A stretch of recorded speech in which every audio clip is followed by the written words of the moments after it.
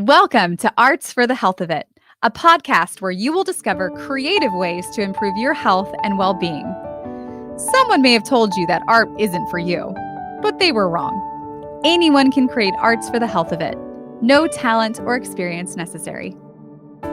I'm just a little songbird, try to fly my way homeward with the melody, and I make the beat. Don't know where it'll take me, cause when I'm in the dark of night, I sing my way back to the light.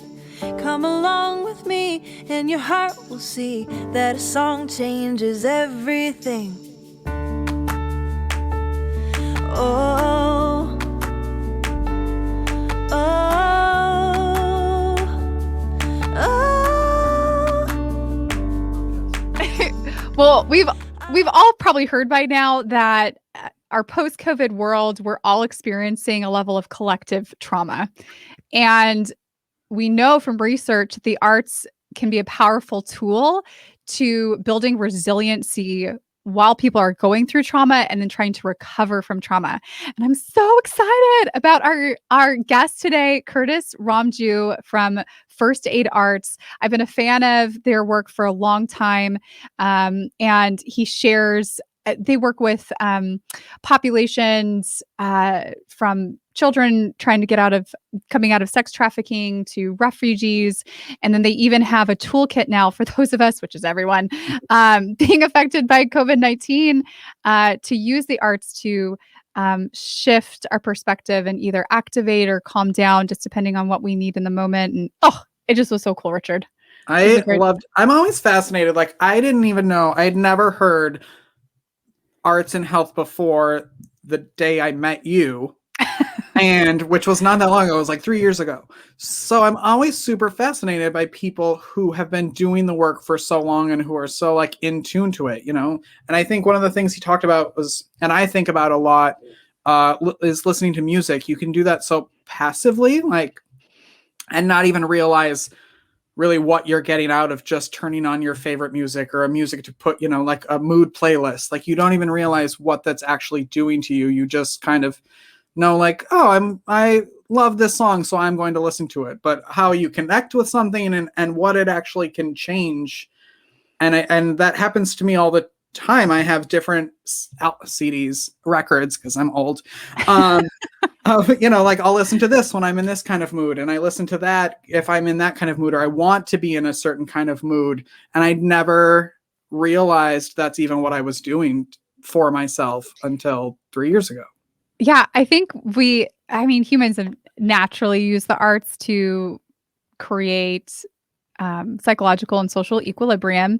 And I love the intentionality that First Aid Arts brings to arts engagement, combining mindfulness around trauma responses that we have, and then how to use these tools that we have in the arts in a very strategic and targeted way to build resiliency and shift mood and help us feel happier and calmer and all of that. So yeah, this is a great interview. And he shares one of the activities, one of the trauma-informed activities at the end of this episode. So make sure you listen all the way through to the end. You actually don't need any materials for this one. If you want to use a pen or a marker or something, you can. But we just did it by tracing on our hand. So yeah, so even if you're just out and about, you can do this little mood shifting art activity with us. And I think it's a great example of how you don't need a lot of time and a lot of supplies to do something and to be able to change that way. You don't need a ton of art supplies, and you don't need to sit down for an hour and meditate. Like, it took us 2 minutes and fingers. So yep. Not a lot of supplies needed for this one, everyone. But I want to introduce you to Curtis. He's the co-founder and president of First Aid Arts, which is a nonprofit based in Seattle, Washington, that is in its 12th year. 12 years ago. First Aid Arts' mission is to equip trauma care providers with arts-based tools and training for a world where wounded hearts heal beautifully. He is a professional musician, a surfer, a sailor, a husband, a father, and his motto is do what you love to fight what you hate. And when I read that, I was like, oh, It's like it's like that updated version of what is it, like, do what you love and you'll never have to work a day in your life or whatever that is. And I was like, oh, like that's everybody's goal, really, you know? Yeah. Hopefully, is to do what they love. Yeah. I don't know. Anyway, good. that's the interview. Well, that's not the interview. Here's the interview. Take a listen, take a watch. Yep. Always more to learn. Always room for improvement. Exactly. But, yeah. So you're the co-founder and president of First Aid Arts. And the first thing that always comes in my head with people who have been doing it a long time is, you know, arts and health is not an everyday phrase in people's lives. So I'm always curious, like, what prompted you to get into the work? Like, what happened where you found what arts and health was and why it was important, and what it was like trying to start something like that? Because I'm sure it was more than 12 years ago that you started to actually do the work. Yeah, thank you, Richard. I mean, it's fun. It is fun to think back before you were trying to sell anything or curate your public profile, like when you're just a kid and, you know, what your parents tell you about yourself before you were self-conscious. And I grew up in really beautiful parts of the world, in Hawaii and in the Pacific Northwest and the San Juan Islands. And my mom says I was always the kid that was pointing out rainbows and just celebrating beauty from a young age, and then got really into music. Like my brother, who's 4.5 years older, he got me breakdancing to Michael Jackson on refrigerator boxes with the bandana tied around the leg. And, oh, no.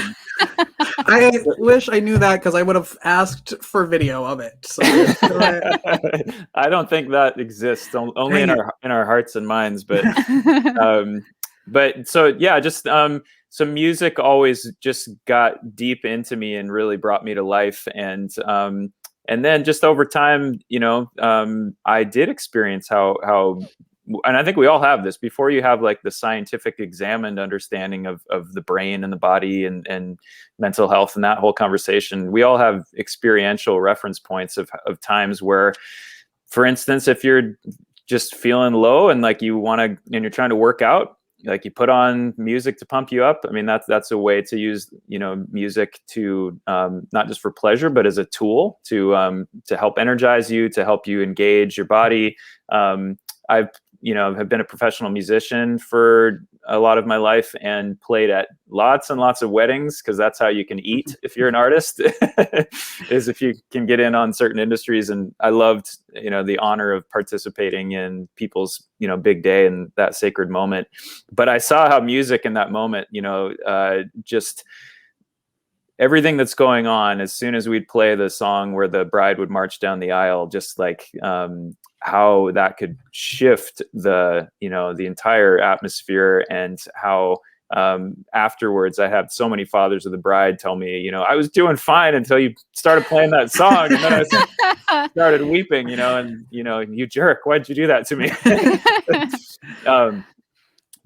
So yeah, so I mean, I think we all can think back to it being just a very universal human experience of how the arts connect with how we're feeling, our experience of life. And for me, just processing, it became a way for me to do the most thorough journaling, kind of sifting for gold of what's true, what's good, what's beautiful, what's worthy of taking with me, of thinking about, and going through.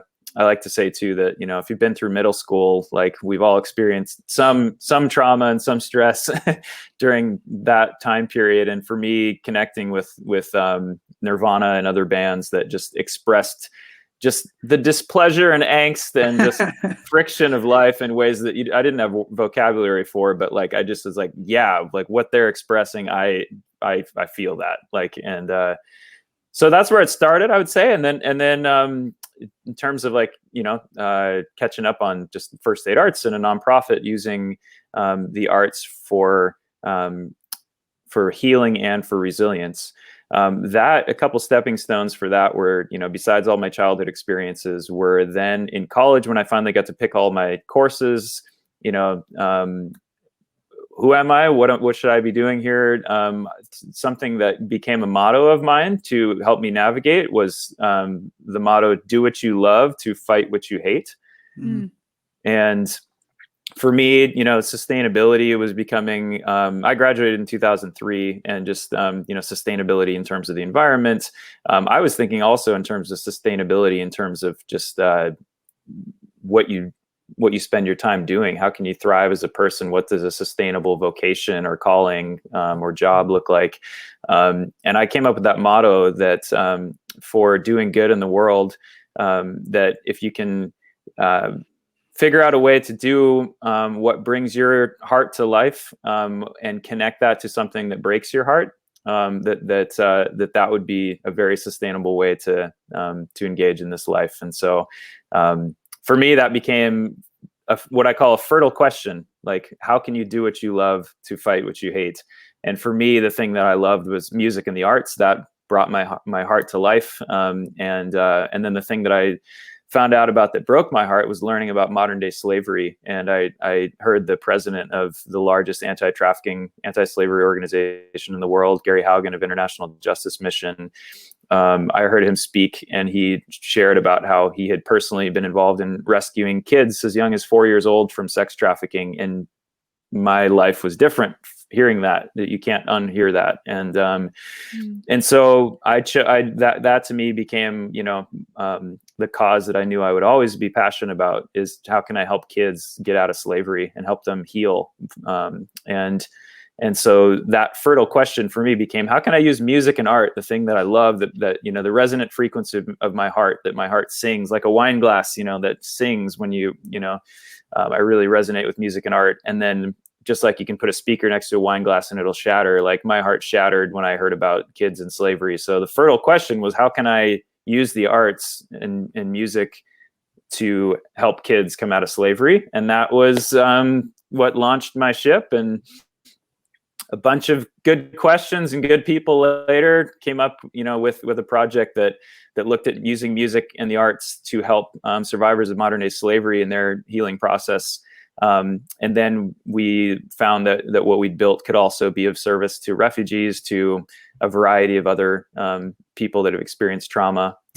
So that was the origins. Just a good question. Wow. And just taking it step by step. Oh, that's an incredible story. I love that question. How do you take what you love to fight what you hate? I love that so much. It's so good.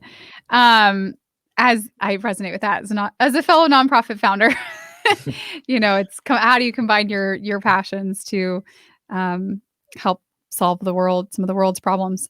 I would love to hear more about the different populations that have been impacted by your work, and maybe even a little bit about how you develop your programs for different populations. Is it the same for each one? Are there different tweaks that you make to a central curriculum or model? I just would love to hear more about that. Yeah, thank you, Stanzi. That's so we started off with supporting International Justice Mission and other groups that were helping survivors of slavery. And then we did, a lit review and had our advisory council come together with a bunch of professionals in mental health, and art therapists, music therapists, dance therapists, drama therapists. And basically I kind of ended up with all right, here's our first aid kit. Here's this box. Like if you could put something in this and we could, train and bring some materials to human trafficking survivors, what do we need to know? That was the first aid arts, the name implies the model, which is that just like there's never going to be enough doctors or hospitals for all of the medical needs of folks that are coming out of natural disasters or warfare or other types of physical trauma. Well, below the surface, part of our humanity, the iceberg, the unseen wounds of the heart and the mind, we likewise will never have enough professional mental health counselors or people with letters behind their name. The letters behind the name of the people that we serve are LOVE, and they are serving in their own culture and their own language. And so with that first aid model, we basically had we're just trying to be really practical. So how can we be safe and effective? What's the scope? What should we not be doing? We don't want to do any harm. And just thinking about medical first aid, you don't put, a scalpel in there and have people do brain surgery. Like, you have disinfectants and bandages and things that actually come alongside the natural resiliencies of the body. And it's really cool to learn about how, even our fight, flight, freeze reflexes, those are there to protect us when we experience traumatic moments. But then, you can help the body to heal more quickly. And you can also help the heart and the mind by learning to regulate. And so, and being intentional in the way that you intervene post-trauma, and learn to notice when you are in that fight, flight, freeze mode. So, a really, really super quick version of kind of what we put together in terms of our secret sauce and our approach is that first aid model, and the three core objectives that really all of our research and advisors came to was that for survivors of trauma, if you can help them to be more self-aware, so you can recognize when you're in that triggered state of fight, flight, freeze, that's kind of knowing, and knowing is half the battle. If you can learn to recognize, then you can respond intentionally instead of just reacting, because our bodies react, and we all have our own, for good or for bad, our habits of our style under stress, like that we learned from our parents or our childhood, or just ways of coping and getting through hard things. And we're grateful for those responses, but you can, by recognizing when you're feeling stressed, then you can go to the second objective, which is to regulate. So self-awareness then gives you the opportunity to self-regulate. Like, for example, breathing exercises that, can instantly help you calm down and bring your full brain back online, so that you can bring your best self to the challenges and opportunities of the moment. So the three objectives are self-awareness, self-regulation, and then interpersonal skills, that just connecting well, learning to communicate, and have proper attachment and relational boundaries and habits. That is the key, another key element of recovering from stress and trauma, and then also having resiliency moving forward. So it was great. I mean, I was a musician that studied philosophy and Latin American studies, Spanish, and then I was the one that was naive enough to kind of just enter this and just ask a bunch of questions and bring a bunch of experts together and build that kind of first aid model. And then, we've been at it for this is our 12th year, and at this point, I think we've trained about 800 staff and volunteers from over 250 organizations that are working in 56 countries. And we're based here in Seattle, and we do some work here, and we train domestically as well. I think I hear that a lot from people who start nonprofits. I think a word they use a lot is naive. Like, how hard can it be to save the world? It can't be that difficult. Yeah. Let me do that. I'm curious about how you feel like your music background served you as a nonprofit founder and as a leader now. Yeah, I mean, this is something the arts, I think, they're working the muscle of the imagination, and leadership is often, primarily about seeing a vision and then helping people get excited about seeing that too, and then moving towards it. It unifies you, and it gives people the reason to do anything. If you can see, keep your eyes on the prize kind of thing. So the imagination, and seeing that with trauma recovery as well, that for people that can't imagine a better life, when everybody when people have not provided good role models, or when they've been given an inaccurate view of their own worth and their own potential, that just learning to believe and see something good in the future for yourself is primary. And so I think that learning, engaging in the arts as a kid, and being grateful for a lot of opportunities that I was provided to explore various art forms. And I like to point this out too. I always love to give a shout out to Hawaii, because just growing up in a couple different cultures there, I just, every culture has it's things you celebrate and other things that you're not as stoked about. But in Hawaii, just the freedom to, go surfing, paddle in, and then people are all eating food and playing music is just part of life, versus being in the Northwest, where sometimes it felt like there's more of a piano recital vibe to the arts, or that it's more performative and kind of evaluated. And both of those are actually helpful, because you want to be free and loose and just get to run and explore. I like to think of art oftentimes as kind of, like picking a bouquet, just running around a field, and like, in music, putting together chords and rhythms that provide a bouquet that you dig, that you're into. That is very good. But then also the excellence and the seriousness with which you want to be excellent in what you are doing, those are both valuable. So I'm grateful for the two cultures I grew up in that kind of offered, the warmer and the colder climate approach to life a little bit. Yeah, that's I think, in terms of being an entrepreneur, in terms of starting this organization, I think the arts are helpful for that, whether it would be an arts organization or not. I think just the working the muscle of the imagination is something that is critical to leadership and critical to just staying motivated. What have you learned over the last 12 years? I mean, I'm sure that list could be hours long, but I'm curious, like from the beginning to now, like how this has all kind of evolved. I might tie that initially back to just that concept of the naivety, where it's like that is a gift, and I think to some degree, yeah, we're all trying to be childlike but not childish, where you don't want to lose that sense of like, yeah, why not? Why not just do this? Like, it's not that hard. It's not that complicated. Like, I think that our language, I heard somebody was talking about their son had graduated from Yale, like top law school in the United States, for the past 20 or 30 years or whatever, and how he was just really saddened or disturbed with how, like, in one of the classes, they were literally teaching those students to complexify their language in order to basically posture, and that it was a strategic move to, like, if you can sound smarter than other people and leave them in the dust behind you, that is advantageous in terms of gaining power and just being successful.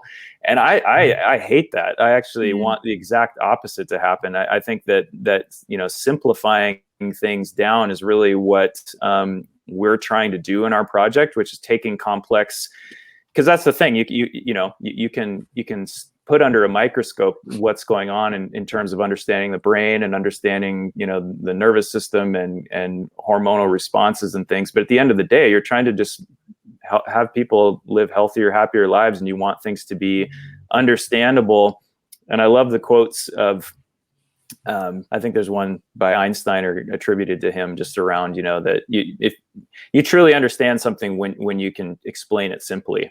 Mm-hmm. And that so in terms of lessons learned over the last 12 years, I'm constantly trying to just simplify the way that we share things that are true and things that are helpful to people. And I love that my non-professional background, I mean, I've got like a degree from Life University, and I think what I've learned, I didn't take professional management courses. I don't have an MBA. I don't have a master's, in counseling, but I have real world experience, and I've listened and read and been careful. So I've kind of, some unofficial education in these things, but really, to me, the most important compliments I've gotten is from people that have their PhDs and have their, credentials that say what we teach is actually clearer than what they learned in their formal education. Wow. That to me is success. And that's what I'm trying to keep learning, is how do you, how do you simplify versus complexify, and how do you make things actually usable and to really help people. Yeah. I'd love to hear about some examples of types of activities or arts engagement that you're training people to lead others through, and some of the impact that those things make. Absolutely. So our, again, kind of that first aid model is that we are training people our approach is we have a responder training. The responder training is learning the basics of our framework, which is kind of the holistic impact of trauma and stress. A lot of people, some people don't identify as a trauma survivor, but we all, toxic stress. There's a continuum of how extreme something impacts you. But so we may not identify as trauma survivors, but every single one of us has been through toxic stress and things that are traumatic in some degree. And so our, response to that in a first aid model is to first orient people to what's happening when you experience that, learning to recognize it. Again, that self-awareness. If you can learn to recognize when your heart rate is up, maybe you're sweating, you're having trouble focusing, you have high energy, but it's unpleasant. That's on the high end of the spectrum. If you're kind of taking your temperature, that's like the red orange at the top from a 1 to 10 scale. We have something we use called the window of tolerance. And in the middle of that, is the green zone where your full brain's online. You don't feel threatened. You can bring, again, your best, your full faculties to the moment. But then also below that is when people are, kind of running cold, where just low energy, that's unpleasant and, difficult being motivated. You're kind of just that checked out or just like not engaging. So teaching people, first of all, just to be self-aware and to check in on that scale and take your temperature. Because then if you can learn to recognize when you're in the zone, great. What are some things you can do to stay there? Or if you're, running hot, what are some things that you can do to bring yourself into that window of tolerance down into the green? Or if you're in the blue, what can you do to boost yourself up? And that's where learning to kind of teach that framework and then having specific activities. That's where the arts, the two things is kind of learning how stress and trauma impacts our system, and then kind of, then why the arts? What is it that the shape of the need, and then the solution? Like how do those puzzle pieces fit together? And when you learn about how our bodies respond to stress and trauma, and then when you learn to recognize if you're running hot or cold, that's when you can then intervene in kind of a first aid way, where just choosing activities where you can, again, like something very basic, and where I love just teaching people to start thinking of the arts as not just pleasurable or a luxury, but as a tool, is thinking about your phone and thinking about having a playlist of songs that before you're in the moment, before you are under stress or trauma, like, you can like pack yourself a little, first aid kit for your mental and emotional health by having a playlist of songs that resonate with you, that can help you chill out. Like for me, there's some beautiful slack key Hawaiian guitar playing that just helps me breathe and bring it down. Or again, back to the kid dancing on the refrigerator boxes. Like I know, like the Rocky IV soundtrack, like will get me pumped up, But so things like that, and actually, one of the links I think I'd shared with you guys was that if on our website, the firstaidarts.org, you can learn more about the kind of tools and programs we offer. And then we have a free resource, which I would love for everybody to take advantage of. That's at firstaidarts.org. And it's /COVID-19. And on that page, we have a mini toolkit, which shares some of this content that I've been talking about in terms of the window of tolerance and checking in. And then it has these individual activities. And so leaning into music in some intentional ways. There's something called the breath flower, which, without a piece of paper, even I can just show you that, on the palm of your hand, you're intentionally breathe and you just center around the center of the flower. And then the point of it is to connect your breath with the motion of your, either your finger on your hand right now, or if you had art supplies that you could take, your pen, and you draw the petal of the flower and you inhale to the outside edge of the petal and you hold your breath for 3 counts. And then you exhale, letting go as you bring the pen to the center of the flower. And then you do that again, inhaling and pausing, and then exhaling as you bring the pen to the center of the flower. And you can do that and pay attention to, to your breath and draw the whole flower. And just drawing one flower can be enough time and intentional breathing and focusing your mind instead of on all the distractions and the white noise. You zero in, you look at the pigment of that beautiful color and the texture and the tactile feel of holding that, and just that, all of that is touching different parts of your brain. So you're not just scrolling on a screen or doing things. You're actually engaging the senses, which are engaging different parts of the brain, which strategically help you to regulate your physiology. And so the breath flower is one simple tool that at any point you can draw on to help you to be mindful of your breathing, to regulate, to come back to center. So it's basic things like that are have been advised by folks that have a lot of, again, they have the complex rationale and science that backs up what we're doing, but kids can do this stuff without knowing why it's effective. They can experience how it's effective. And I've got 2 daughters, and I've loved how I can do these activities with them. I do them myself. And the arts are part of every culture on the planet. They cross age groups, so from kids to grandparents. And whatever the style you resonate with, it's still engaging your brain and your body in strategic ways. And so I just find that to be beautifully universal. And again, we're trying to simplify and just make these tools available to people. And that toolkit, that mini toolkit, is available on our website for free. And that's something that we launched to just share during COVID, especially, where we're saying, hey, we're designed for this as an organization, and it's awesome to just make that available to people. And I've downloaded the toolkit and I love it. I think it's one of the reasons we wanted to have you on, is because I thought that was just a fantastic resource that your organization is just freely providing, because we all are experiencing collective trauma right now.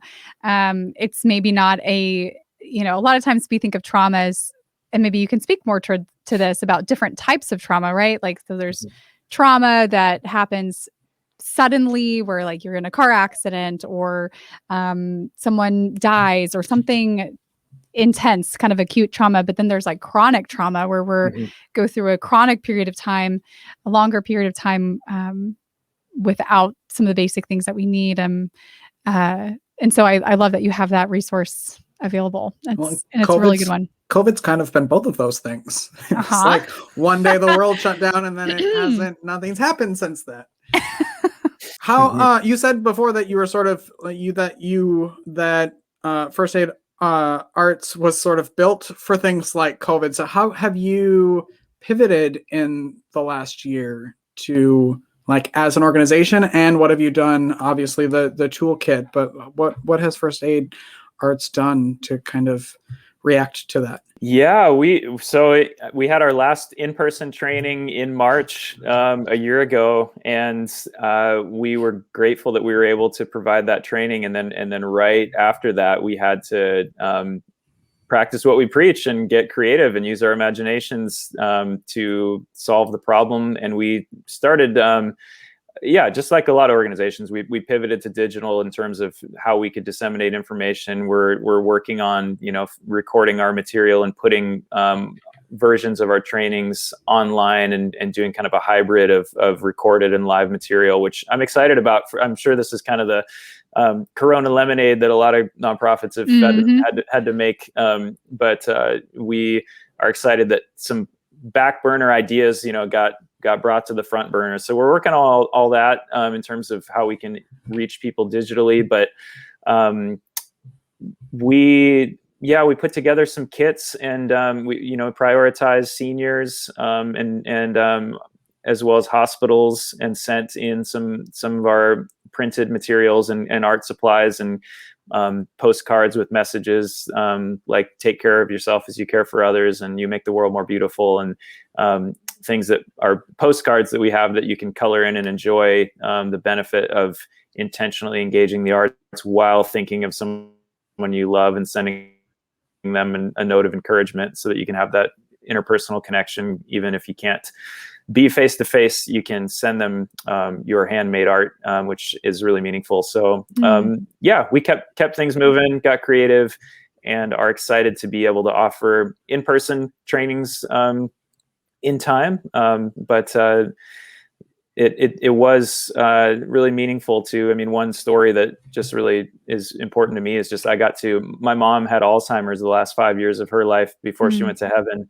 and I got to train the staff at her live-in care facility in the arts and how to use those with their residents, and to give art kits to the families, because a lot of the the men and women that worked there had kids that were going through COVID too. So That's awesome.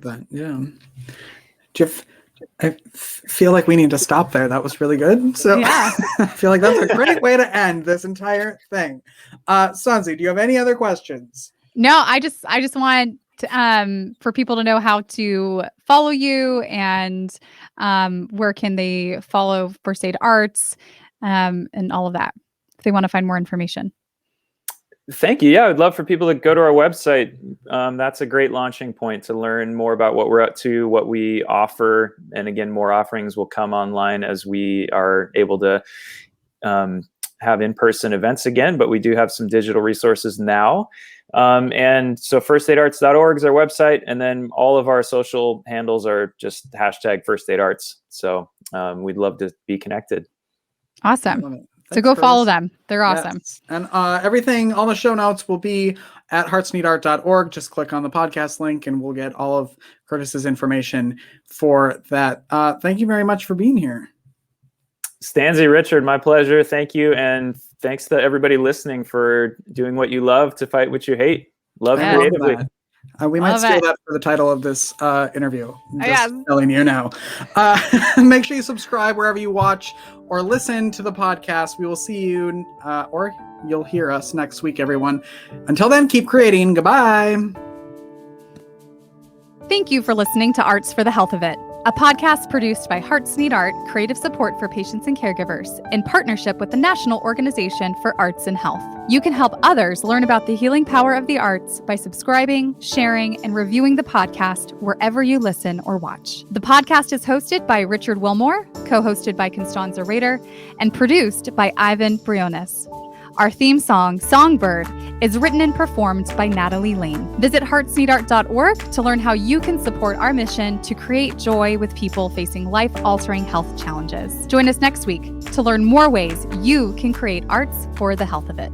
The views expressed on this podcast do not necessarily reflect the views of Hearts Need Art, their staff, board members, or other affiliates. All content is created for informational purposes only. This podcast is not intended to be a substitute for professional medical advice or to diagnose and treat any health condition. Always seek the advice of your physician or other qualified health professional with any questions you may have regarding a medical condition. Never disregard professional medical advice or delay in seeking it because of something you heard on this podcast.